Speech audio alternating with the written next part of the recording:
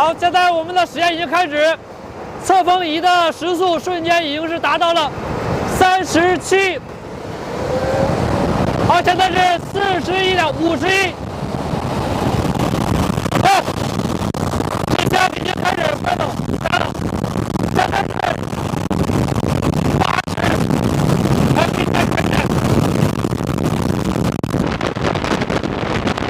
那大部分的钢筋结构防护是足够坚固的，要远离窗户，走进墙角的位置，找一些厚的棉被来遮挡，可以防范飞屑带来的伤害。